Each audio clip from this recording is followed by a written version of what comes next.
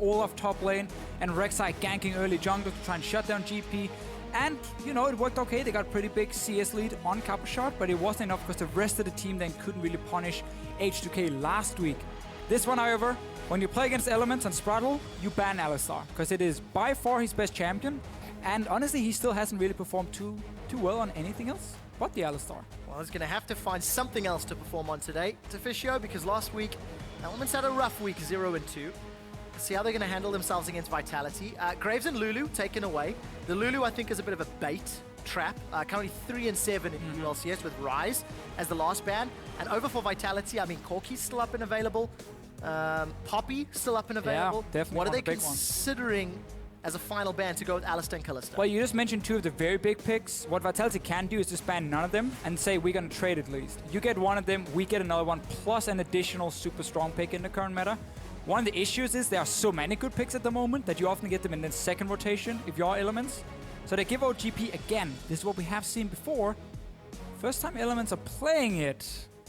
And it didn't work when Vitality did it last time, but that was into Odoamne's GP, and they picked Olaf. So can Steve or Eika, depending on where the GP goes, do what it's always interesting. It's always interesting when a team has banned the same champion in every single game, because that tells you. Oh, Cavo played to the camera. Sorry. Okay, that's fine. So I just got distracted. He actually prepared that one, by the way, at home. Lucian Corki, is this the lock in here? You want to go Corki almost every single time it's open, so yes, it should be for them. And the reason this is very good by Vitality, if you look at the pick and ban phase, is they ban Kalista themselves, and there are 3 top tier AD carries right now. Kalista, Corki, Lucian.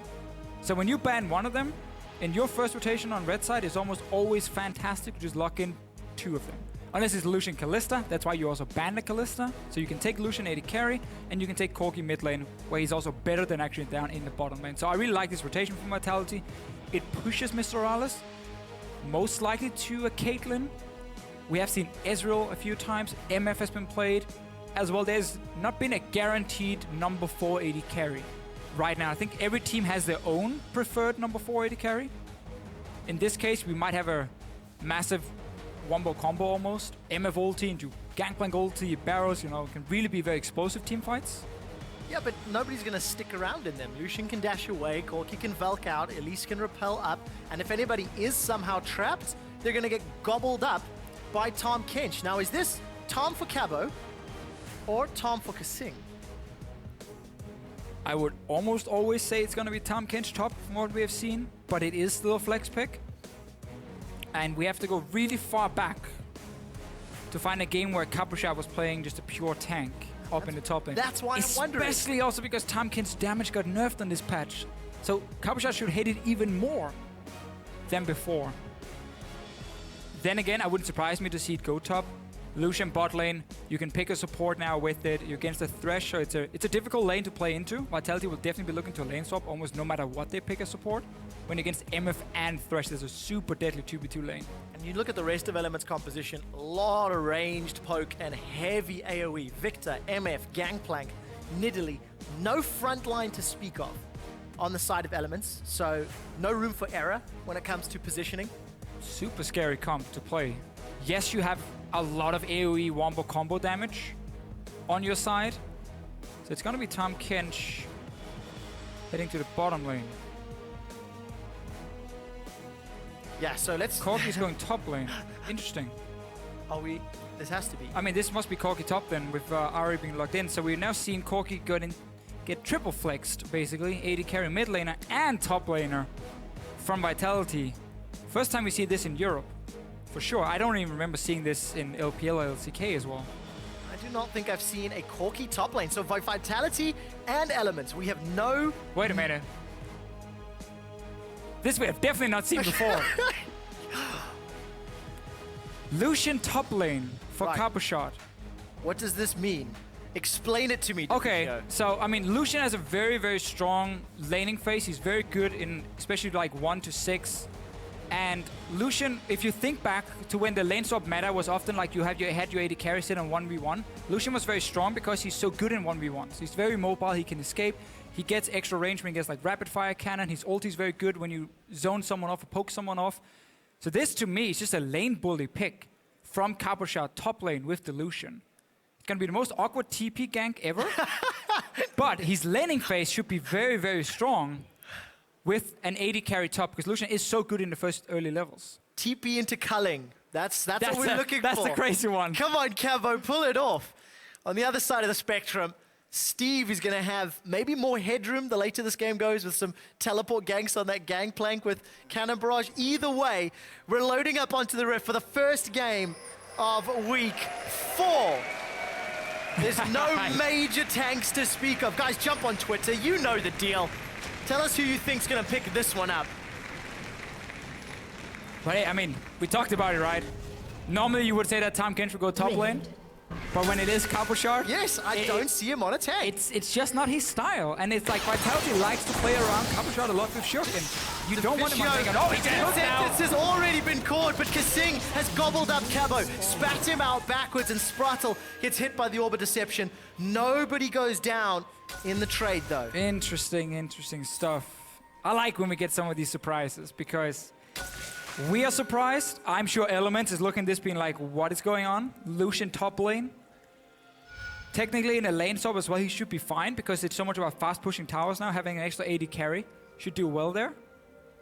I mean, all of the tower pushing power, the Lucian, the Corki, even when Elise comes into lane, yeah, I mean, form. That's the thing, like Vitality definitely is looking for lane swap, because again, we talked about in Champs, like against MF and Thresh, like that's a lane you don't want to deal with 2v2. And then I can see just the Lucian, because he's an AD carry as well, can help fast pushing down. And it's very important when it comes to pushing these towers. Even 5-6 seconds can mean the difference between you picking up 3-4 extra CS for your top laner, which can then mean he gets an extra level, and so on and so on. So like it's small things that can slowly but surely snowball. For now, we actually see Elements starting on the weak side with their jungle and top laner. And now Vitality is going to invade in. We've seen this before. Last time they got collapsed on and died. But this time around, nobody's there to trap them. They didn't stop the blue buff. They came in very late. There's a little bit of a sloppy start from Vitality. They wanted to stop this blue buff from happening, because you can see how Shook is starting on his strong side. Yeah. So he's only going to get red buff now, and then he just has to do camps. He's not going to get a blue buff because he can't really go bottom side when the rest of his team is on top side. It's a little bit too late for Vitality. Maybe they were talking too much about Lucian top and what was going to happen. I can't wait to hear from the players exactly how this pick and ban played out. It was an Ahri last pick, so they committed to that Lucian/Corki top lane with their last pick. And again, Cabo not playing the tank, so I want to see how he plays out. Cabochard's traditionally been very good in lane, and he's currently not there just yet. Still playing the lane swap shenanigans. I mean, he's been the best laning top laner, but he's also the guy getting probably the most help from his jungler. In Shook always being around, Vitality putting a lot of resources towards Cabochard. But it also did mean that Eika was like, okay, I'm going to take Viktor, save wave lane to Corki. And then he gets super surprised because an assassin gets picked into it. And what often happens in those lanes is the assassin will have the control and pushing power until Viktor gets his first upgrade on his Hex Core. You know, he gets a bit of AP and he can start wave playing quickly. Otherwise, he's going to get pushed down to his tower, and there's a risk of him dying, potentially. Yeah. Risk. There are masteries still. Slew of Thunderlords across the... Look how fast Elements... Oh, sorry, how fast Vitality are compared to Elements. Tower's already down. This is what we talk about. Extra seconds, and we need to look at how much Cabochard can pick up in this extra time, because look at the bottom lane now coming down here from Vitality to this tower. So they're going to stop Steve from ever freezing. Like, he's literally going to kill the tower and recall and get nothing. But Cabochard is sitting top now, if you look at your minimap, and he's just getting extra CS and extra experience. And that wave is pushing towards him as well. Doesn't even get the tower. It's just way too delayed from Elements. Trying to really deny poor. CS. Yeah, but really poorly executed lane swap now, and clearly getting surprised at the speed. Vitality could take down that tower with double AD carry and then swap him back down. So this is really bad for Elements now. So Cabochard's cleared out that big wave that was pushing into him. Sent it back towards the inner turret. Okay, this does give Elements a little bit of a chance, because now Steve needs to go top lane and take the wave that's pushing to him. You always want to send your weak member, the top laner, to the wave pushing towards him in the safest lane, because he's obviously now, he's a little baby, he's not really very strong, and you have to just always cater around him. So he's going to get this wave because Cabochard decided to push it out. He was expecting MrRallez and Sprattel to show up, so this is okay for Steve, but he's still going to be behind, obviously, but he gets something now. It is a big deal when you consider the power that Cabochard on Lucian is going to have. in contrast to Gangplank that really needs 3 items to become the absolute monster that we know from Gangplanks. Admittedly, it is a nice jump with each of those items leading up to 3. So the wave continues to push forward. Cabo, 2 levels up and 16 CS for now at 5 minutes. Yeah, at least again, as we mentioned, Steve will get something. Yeah. I mean, that's a wave and a half in front of him. Had this wave not been pushed out by Cabochard, Steve would be stuck in the bottom lane, and they will try and mirror how quickly you could take down the enemy tier 1 tower. But Vitality would be so far ahead they could just set up a TP dive on Steve and kill him, and he wouldn't get anything. Gilius. Just saying hello. Big hit from the love tap from Gilius, making it clear that he's there. So Gilius been farming up a storm, 23 CS versus the 15 of Shook. And then mid and AD carry both sitting even. Vitality got themselves a 1,000 gold lead thanks to the early tower and the big CS advantage that Cabo's been able to farm out. Definitely a great swap from Vitality, and then Cabo just getting a little bit greedy on pushing out the wave, expecting MrRallez to show up and push it back. Anyway, Vitality can still be very happy with what's been going on. He's even gonna TP straight back into the face of Steve near the tier 2 tower, because look behind him, he has Shook as well. Yeah. Just providing some assist. You want to push it in. You don't want to have Steve just slow pushing it out, picking up too much farm. Get these minions into the tower, let the tower kill them, and then slowly get it pushing back towards Vitality. Yeah, he's picked himself up that serrated Dirk as well. I love the Dirk, man. The lane. And for Cabo and Vitality, continuing to keep Steve on the back foot. Piercing Light will force Steve away, missing more CS, more experience, at least for a couple of those. And Gilius isn't going to find anything either, because Shook, I don't think he was spotted. I didn't see. He did show at the tower. There we go. But still, I mean, GP early on doesn't have proper wave clear. He can't really do anything to stop this. Nidalee is the same deal. So Vitality will always have the pushing power in this 2v2, as long as they don't look for an open fight where they can get bursted down. So just push it in, they reset it. Steve gets denied even more. And man, he's definitely in trouble. Well, if there's any player that's going to know what it feels like to fall behind and get punished early, it's Steve. From the time he joined the LCS, everybody has played to his lane and tried to punish him. Let's see what he can do on Gangplank. I want to talk about the itemization of the mid lane, because we've seen glimpses of Nukeduck and Eika just trading farm.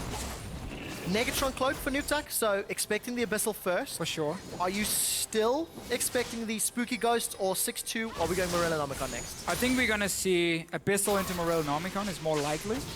After now the cooldown on the Spooky Ghost has been increased by 50%, so the item itself is still good. Like, if just the pure item, it gets so much mana regen, very cheap, and you get extra gold from it.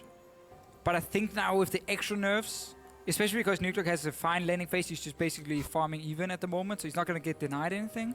I think we'll most likely see Morellonomicon come in for him as the second item. We'll see how that pans out. Ganking Lucian. Yep, ganking Lucian. There's no TP, so we're not going to see the TP culling. And it's... tax the lane, tax it. Super... Just helping Nukeduck. He's going to go back top. Not a whole lot there from Cabochard. I also want to mention that Sprattel's only the Ignite down bottom as opposed to Exhaust. We'll see if that helps him getting kills. So far, the 2v2 between Hjarnan and MrRallez has gone fairly neutral. Chaos Storm, actually, from Eika. Just to push that wave out. It's not the greatest of cooldowns, and we did see Rallez take the tower, so evens out the gold between both teams. And that's the thing, even with that bad start from Elements in the swap, because as highlighted a few times, Cabochard pushed the lane up top. It allowed Elements to actually get standard lanes a lot quicker than they were supposed to. So MF and Thresh got into the 2v2 lane, got to take down that tower, and nothing has really been happening ever since. They've just been kind of farming even. You can see Steve is trying his best to try and catch up in farm. Both junglers have kind of been babysitting the top lane. As you can see, Gilius is sitting here now trying to set up a sneaky gank. Cabochard is going to push out, you know, on his own and not think there's anyone there. But he's been smart enough to place a ward. Gilius is going to waste his time. And not a whole lot is going to happen there. No, definitely not. Cabochard going to fall prey. And Steve is using that parlay to farm up the minions. Still very heavily down.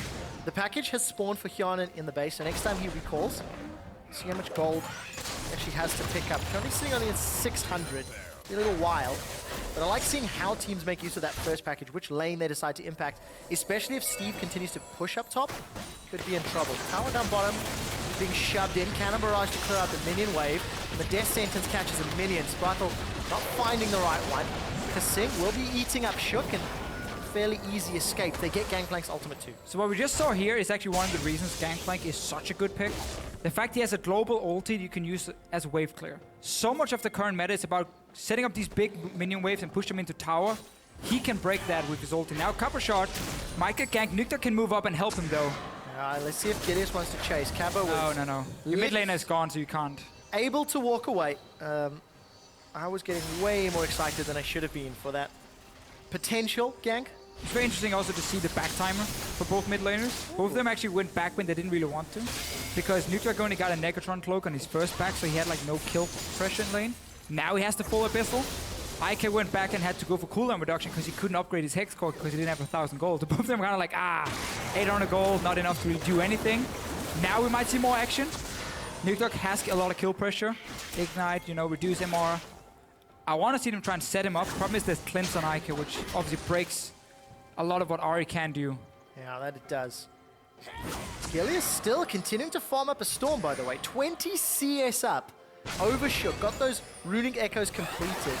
Opting to use the passive, whereas Shook has already invested in the boots. A full channel culling will get a lot of damage on Steve. Piercing Light comes out. One more hit, and Cabochard 1v1s for first blood. Let's go back to Champ Select. We talked about how good Lucian is in these long lanes, especially in these lane swaps. Because 1v1, he's very, very strong in the early game. He has a lot of mobility. Culling is great when you're chasing down someone. Long range ability. And he's using it perfectly here. Steve was stuck in a long lane.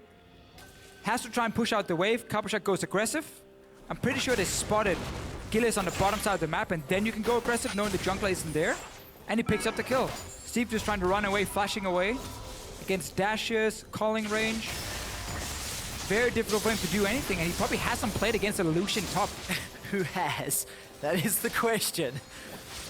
Well, Vitality get themselves the first kill, and look at the vision inside the bottom quadrant of the jungle. With Vitality's Abyssal Voyage, KaSing delivering Shook. They've littered 1, 2, 3, 4, a fifth ward down by the Krugs as well. All the information, so Gilius can't go anywhere. And we can really see how this Vitality combo is just like come online. Because Corki wants to hit level 6, start becoming very, very strong in the laning phase as well. Gets a Sheen, so now he can start pushing the bot lane on his own, or at least go even on his own. That opens up for KaSing to start roaming. Cabochard, Ghostblade first item. You don't get to go back with 1200 gold very often as a top lane or 1250 to get a BF sword, so instead you build towards better components towards a good early item in the Ghostblade with a lot of long swords. So he's very strong at this point. Abyssal Scepter, we talked about it. Nukeduck has kill pressure in mid lane, especially if he gets some help. So do you believe in the TP Ghostblade ganks? Or is Cabo just going to be playing the split push game? I believe in him split pushing for the rest of the game, basically. Oh, I was getting excited. I like the idea. I don't believe in him making any big TP plays, but that's something Elements can do. Because they have, Gangplank ulti, MF ulti. If they can create a fight on the bottom side of the map, you have that massive zone of damage you can use that is so difficult to deal with from Vitality. So that's where I want to see Elements try and do something. You're trying to gank their mobile Lucian with no CC from Gangplank and Nidalee is very, very difficult. Especially because Vitality can always push down the lane and then place the wards you see here. Gilius is going to get 2 wards though, so he can be happy. And now forcing Cabochard back because no vision. This is not solo queue. You don't keep pushing. No. All of the wards with the time have been killed down in the bottom half. There's going to be an available Rift Herald available for Vitality. Another interesting thing. Tell me. Lucian top lane. Take down Rift Herald. Take the Rift Herald buff, which is what he's doing. Gangplank can't really stop you. Keep pushing, keep pushing, keep pushing. Buff up your minions. Get a bit of damage on tower. This is just constantly like 24/7 tower pressure, push, push. You're just more mobile than maybe a Graves, but you have less burst damage. And you're also a lot squishier. Yeah, don't have that true grit available to you. But I think some credit here to Steve and Elements. At least using their wave clear, maybe effectively. Maybe Vitality not pushing that hard is probably a more realistic answer here. Steve, 98 CS to 106. So Trinity Force will be close to being completed. Currently on 760 gold. A few hundred away from that. Wow, gonna take a little longer now because he's gone for Ionian Boots. But yeah, I mean, Elements, 600 gold down. No dragon to speak of. One thing to take note of, guys, on 6.2 there is a spectator bug. Baron and dragon timers will not be visible. So we will keep you up to date with how long those are. You can see the first dragon being taken down now, so... Yeah, and the players obviously have the timer in-game. Yes. It's just for us looking down at the game. Oh, Nukeduck, he's being surrounded, Deficio, and I think he's in trouble. Spur Rush and Flash is available. Let's see if he can dodge the skill shots. That's one Spur Rush, two. The Flay connects. Oh, predicted the death sentence. There's a flash away. Abyssal Voyage comes in from KaSing, but there's not enough damage from Elements. And Nukeduck gets away. But we can see what Vitality wants to do. 1-3-1. Cabochard one lane, Nukeduck the other one. Sit Hjarnan in the mid lane with his jungler and support. And then start pushing in all these lanes here. Because Elements, they want to team fight. You know, they want to have these big wombo combo team fights. Vitality wants to avoid that by always pushing the lanes first. And force Elements to always split up and defend these lanes like Steve is trying to do here in the bottom lane against this Rift Hell buffed Lucian and his minions. And try to set up a trap. I like the play from Sprattel. Triple dash and a flash, however, buys enough time for Nukeduck. That it does. And of course, KaSing using his ultimate again to thwart any follow-up aggression. There was no cannon barrage from Steve. Maybe. That could have been some additional damage, but either way, Vitality play it out. So this is probably going to be the hook, I'm hoping, on slow-mo. Yeah, so basically, Vitality trying to push out all three lanes. Elements can react early enough. Oh, it's beautiful. I like it from Sprattel. Shooting it straight away Nukeduck would never do anything because he would obviously just dash around it, so you gotta try and predict where he's going to. Oftentimes you will shoot completely wrong. Other times you know the exact range he's dashing. And then you say he most likely will go either left or right. And then you fire it there and you're kind of 50-50. It's not all pure skill. No. I mean, you don't exactly know where he's going to dash. I'm aware of that, but I think you explained that very, very well. Congratulations to Sprattel. This is the third time he's played Thresh. 1 win, 1 loss. And he's got a good death sentence now, but it needs to result in more. Lane pressure being applied on the top by Elements. They've got 3 members up top. And you can see Sean's on screen worrying as his team is about to suffer some tower damage. But luckily, Vitality's Nukeduck and Shook have control of the bottom half of the map. So actually, Nukeduck's going to take this tower way before Elements can. So whenever you play against a 1-3-1 setup, the trick is always that you try and control mid lane, and you try and then control one of the side lanes. And when you get to force the other team back on the map, that's when you can try and force a team fight around a tower. You can try and get into the enemy jungle and see if you can set up a fight with your great team fighting composition. If you do not push that advantage and you do not control those 2 lanes, the 1-3-1 will just keep happening over and over and over. They'll keep knocking on the door. Doesn't matter if you don't open it, they'll just keep staying there forever, forever, forever. And then slowly but surely, you will start getting pressured so much you lose basically the entire map. So for Elements, it's really about being proactive when they have those small windows. Once we see like Vitality go back to base, like now, the whole map is kind of reset. Only Nukeduck is pushed up, but he can't do anything because he's alone. Now you need to push mid if you are Elements. You need to run mid with 4 people, set a slow push top with MrRallez, and then run mid and try and force a fight. Otherwise, Vitality will go back top lane and push in all 3 lanes again and again and again. So for Vitality about pushing those towers, Elements looking for the team fight. You've seen the damage that Steve already has with just that Trinity Force. He's going to continue to scale up, and we're on track for a slightly slower game here, Deficio. So the longer this goes, will the slightly more traditional team comp of Elements begin to outscale Vitality? Or do you like this double AD assassin combo? I mean, Elements will definitely outscale if you just look at like champion for champion, Gangplank, Viktor in the late game. But Vitality will have a lot of damage at all stages in the game because there is no tank on the side of Elements. And that means even if one team is technically outscaling, one big team fight where, you know, a great charm from Nukeduck, it can be enough for Vitality to win the game. So we have these very explosive, very back and forth games. But it takes a lot of time before we get there. Because Elements is trying to scale up. Vitality is not allowing them by constantly split pushing over and over, delaying Elements from ever grouping, which is basically what they're doing. And we see how Elements, when they actually have the chance to try and force a 4-man play, they stick to side lanes. And that's why Vitality can now go back, and you see again in your minimap, they're pushing every single lane, and Elements lost that window they had to try and make a play themselves. So Elements did elect to take down the Rift Herald, sitting in Gilius' hands. Nukeduck continues to put pressure up top and smites away the red buff. Means it's denied from MrRallez. The rest of Vitality continue to apply tower pressure down bottom. We're about to hit 20 minutes. Cabo with that piercing up. And look at this, Nukeduck will be able to solo this tower, and he's got all the safety of Spirit Rush if any pressure to arrive. Another tower in favor of Vitality. Elements has been the worst team in the LCS at playing from behind. 100%. Because whenever they are forced to play from behind, their very passive playstyle just gets punished even more. Because if you can never be proactive, you can never really come back into the game unless the other team makes a massive mistake. And like Cabochard now just dives Steve and like randomly dies to him, and then Baron dies as well out of the blue and Elements get the Baron buff. But that never happens. Or should never happen. Should never. So Vitality can just honestly play this super slow. They don't need any kills. Yeah. They just need all the outer turrets. Then in 5 minutes time they start setting up for Baron, pick up the Baron and walk down and say, okay, your base is dead. And the game is over, and we just have 1 kill to 0, and it's perfectly fine. Well, not fine if you have them on your fantasy team, that's for sure. I have Nukeduck. But absolute control from Vitality.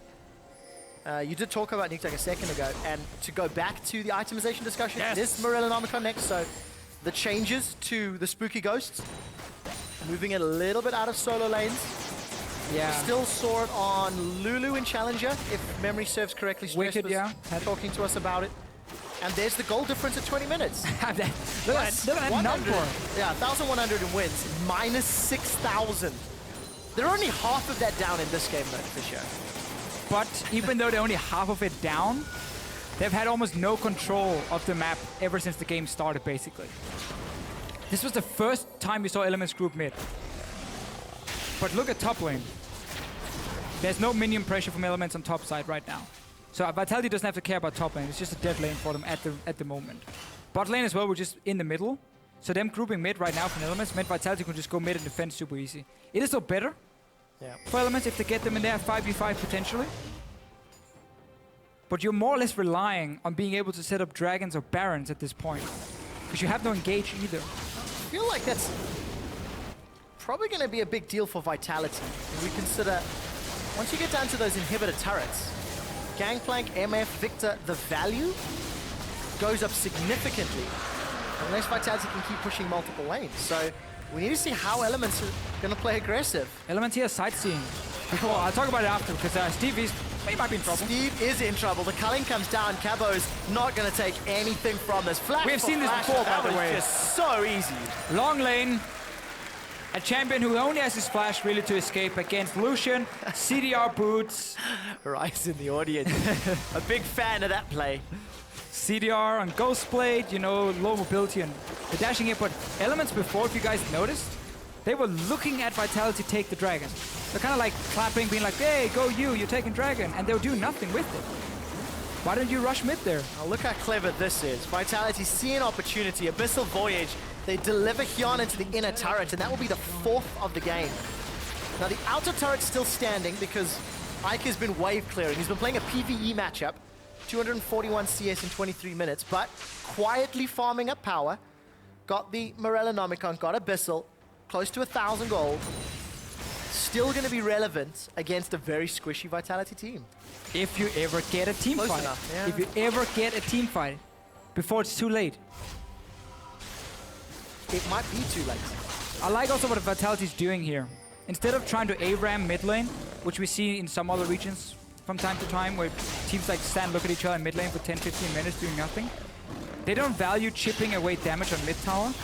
They value pushing in lane and walking to the enemy jungle. They'd rather set up for that big play where you can take a full tower down than get like 2 or 3 hits on mid tower. So every time they push it down, they walk into the enemy jungle, and that has resulted in getting out of turrets gone. Now you kind of have to make some plays around mid tower because there's nothing left on the map. But I really like that from Vitality. It's good adaptation.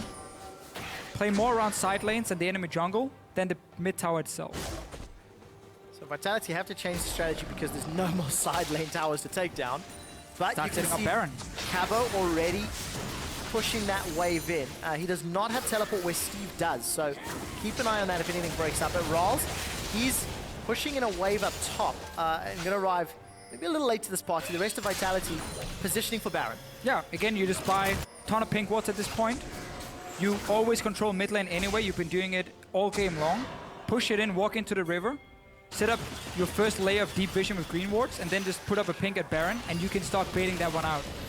And Cabochard has just continued doing this over and over. This Lucian pick has worked so well. And look at the pressure in the mid lane. Elements are grouping top. Eika's left to wave clear, forced to use Chaos Storm. But because of the threats everywhere else, Nukeduck, he finds a charm onto Gilius. Gilius will be able to survive. There's simply no way to get a numbers advantage if you're Elements, because Vitality are playing them like puppets. And because Elements is always waiting for Vitality to spread out in the lanes. They might get Nukeduck now. This time around, the Death Sentence doesn't connect. The bullet time does, but Elements throw everything at Nukeduck, and they do not get the kill. There's support now from the rest of Vitality. 4 members onto the exposed inhibitor. Steve has already used his cannon barrage for the one-on-one, and the inhibitor is taken down. The outer turret is the cost, and that's something Vitality will be exceptionally happy with. It's a very good macro game from Vitality here. Always looking to make proactive plays in side lanes, always just playing around towers and vision over kills. Have we seen Nukeduck try and sit in a bush, wait for someone? No, not a single time. He's always pushing lanes, showing himself on the map. And that's why it's 2 kills to 0. Because Elements are just so slow at reacting all the time. And this comp they were building, super strong team fights, you know, great 2v2 lane, never really had much of an impact because they had lane swap. Nidalee normally does well when she's in a poke composition. This is definitely not a poke composition. And Gilius has not really been able to have any impact. And in team fights, it's gonna look even worse for him. You mean those mythical things? Yes. They are far from the story of this game, but very, very good play from Vitality. So far, cool, calm, and collected. Now that they've got super minions in the bottom lane, let's see how they play around either mid or Baron. The culling used just to force away Elements in the mid as Vitality defend their outer turrets. They've only lost the top and bottom outers, and look at the supers in your mini-map. They're getting closer and closer to the steps of Elements base. I think that's when somebody has to go deal with that, that's when Vitality can peel back for Baron, but they don't have the greatest amount of vision yet. Right now, the only thing Sean's is thinking, sitting there watching this game, is, guys, we are so far ahead on the map. I don't see a single... Wait, I see 1 pink ward from Vitality down on the map. I see 1 in the bag of Shook, and that's it. There should be 5 pink wards down from Vitality at this point. Disappointed dad Deficio's back. I mean, that Baron should be completely lit up with pink wards. So that as soon as Elements have to send someone down and defend something, you just walk in there and force a fight. Or you just force the Baron, honestly. Or you force mid tower with it. Elements have more pink wards right now than Vitality. You're disappointed. I am. Especially because KaSing was the guy buying the most pink wards. And he sits on a biscuit. Biscuits are important at 27 minutes. What if you get hungry? What if you need a snack? It's 150 HP. So listen, Dragon will be spawning in 30 seconds. Baron is available. And KaSing is going to sell his biscuit now. Let's buy see. a pink ward. Watch the inventory. Biscuit. If not, I will leave. You can't because... You have to solo cast the rest. No, I didn't sell the biscuit. I'm out.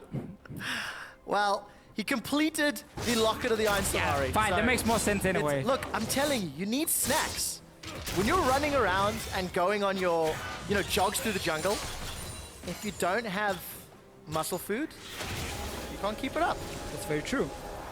And also, I mean... I'm not the one that should be giving health advice. Who else from this office could possibly give health advice? I don't know anyone who really works out that much. No, nor do I. Nobody really looks after themselves now. Yeah, no. Well, Sprattel's been caught by Cocoon. There's a lantern from... No, I lied to you. It was Gilius that was caught, and Sprattel lanterned him to safety. I'm actually angry at KaSing because by him just upgrading his item, he didn't need to sell the biscuit because he didn't need the item slot anymore. So we still look at that biscuit for now. So, Deficio. Vision is being set up from Vitality around the Baron. They're still trying to put pressure on the mid lane, and they've already got the fruits of the labor, stealing away that blue buff. Now, there's still a risk. If they start Baron, that's a way for Elements to start a team fight. Ooh, MrRallez, you don't really want this fight. There's a 3-level difference. Cabochard pops the Ghost Blade, and then backs away as there's support coming in. And the rest of Vitality now playing this one a little bit safely. Oh, Eika. There we go. Charm does connect. Eika's in trouble. Nukeduck goes forward, dashes away from the gravity field. It's a double kill from Hjarnan as he does get stunned up. A gobble there from KaSing. Hjarnan? Hjarnan. Great player, Hjarnan. I almost got away with it. I almost got away with it. If it wasn't for that pesky, disappointed dad. Good double up. I'm not that MrRallez and Hjarnan will stay alive. But look at that, 2 more kills easily. Oh, wait, KaSing is going to go back to base again. Open up by Nukeduck's charm. All right, let's see if that biscuit survives one more. Ah, it's a replay first. Fine. All right, so Nukeduck, great engage. He gets the cleanse. Eika is flashing, but at this point, you still have more dashes on the Ahri. And you're just so far ahead. You have so much damage. You can see where Sprattel and MrRallez are moving. You know it's a safe play. Hjarnan gets saved by KaSing. Biscuit is still there. Biscuit's still there because he's not hungry yet. Baron's been started. But there's no pink ward now. Well, doesn't need it. And you know the death time as Vitality take an unchallenged Baron. They also got the outer turret middle. And now they can just continue playing the side lanes. I mean, there's no need to do anything else. Now again, Vitality completely mind-gamed element in the pick and ban phase. They mind-gamed us. Sure, I mean, come on. How could we predict a Lucian top lane? I didn't try. You should have. Okay, my bad. My bad. But like, Steve was basically thinking it was gonna be GP versus Tahm Kench top lane.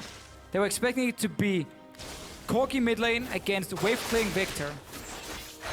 And then because the whole swap started happening and Nukeduck locks in Ahri as the last pick, GP was suddenly against an AD carry top, where you're too weak in the early game to really duel him, deal any damage to him.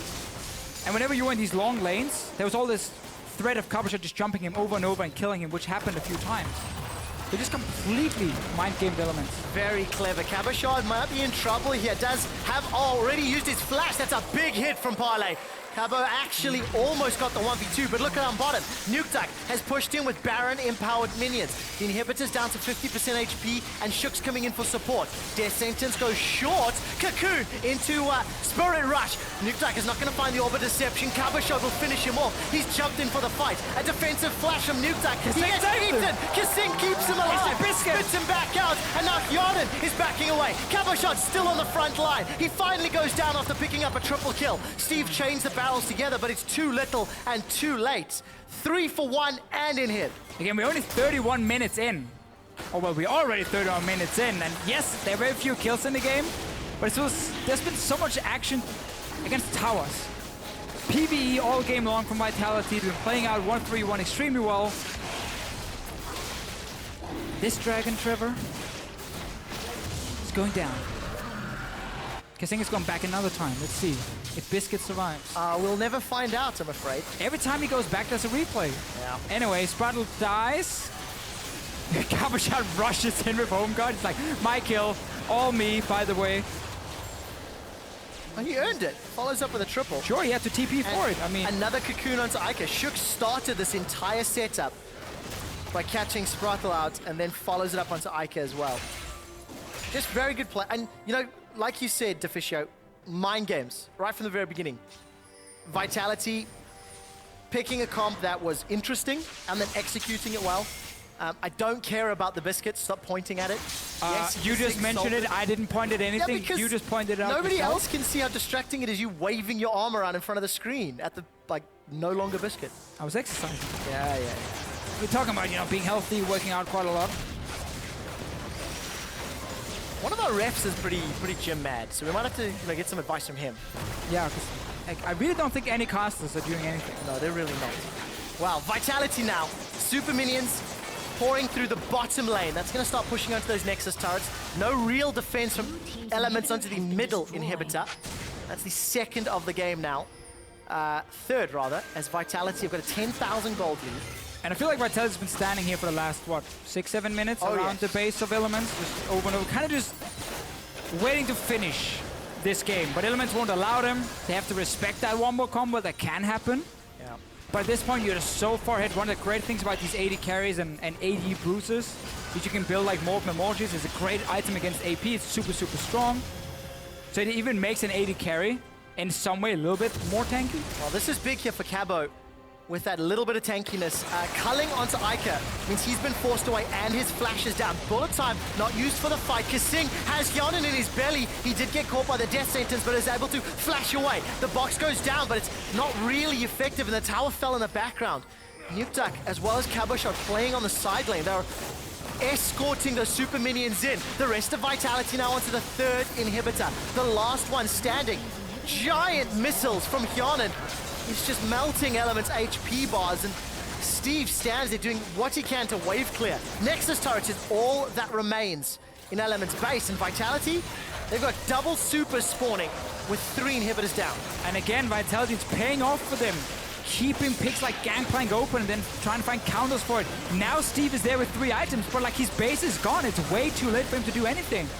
Really, really is. Vitality onto this last Nexus turret. They've played a near flawless game. The Charm finds its target onto Gilius. Elements, they simply cannot defend. They have no ultimates, and they have no way to pull this one back. Vitality are onto the Nexus. The fight is going to break out. Gilius is the victim. Bullet time Gam back up, but it does not matter. It's time for a win in Vitality's favor. And this very much is a Vitality way of winning games. They are actually fairly slow-paced in the way they like to play out.